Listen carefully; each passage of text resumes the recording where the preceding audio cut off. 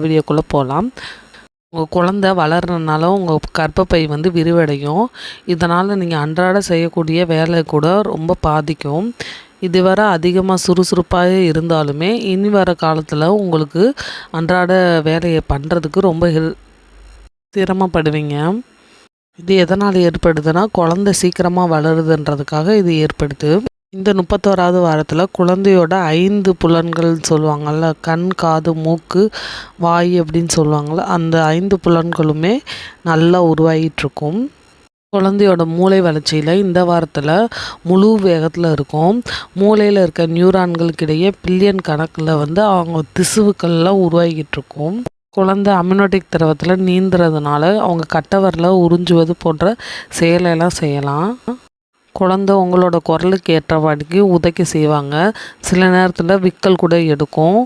குழந்தையோட கண்கள் முழுமையாக செயல்படும். அது மாதிரிக்கு அவங்களோட தசை கொழுப்பு அளவு முன்பு அளவை விட இப்போ அதிகமாக இருக்கும். குழந்தையோட எலும்பு கடினமாக இருக்கும். இருந்தாலுமே குழந்தையோட மண்டை ஓட்டின் எலும்புகள் ரொம்ப மென்மையாக இருக்கும். இது குழந்தை வந்து நல்ல சோப்பிரசத்தப்போ எளிதாக வெளியே வர்றதுக்காக ஹெல்ப்ஃபுல்லாக இருக்கும். குழந்தையோட மண்டை ஓட்டில் அங்கே மென்மையான புள்ளிகள் இருக்கும், அதாவது உச்சிக்குழின்னு சொல்லுவாங்க. இது குழந்தை பிறந்து சில மாதத்துக்கு பின்னாடி தான் மூடும். சுமார் அதாவது 2 வயசு வரைக்கும் கூட இது மூடாமல் இருக்கலாம். குழந்தை அடிக்கடி யூரின் போகலாம். அமினோட்டிக் திரவத்தை வந்து அவங்க விழுங்குறனால அடிக்கடி யூரின் போவாங்க.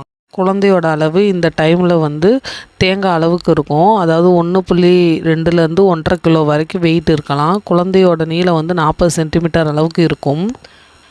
உங்களுக்கு என்னென்ன மாற்றங்கள் ஏற்படணும்னா, ஃபஸ்ட்டு மூச்சு திணறல். உங்கள் கர்ப்பப்பை விரிவடைகிறதுனால உங்கள் வயிறு வந்து மேல் நோக்கி தள்ளுது. இதனால் சுவாசிக்கிறதுக்கு ரொம்ப சிரமமாக இருக்குது.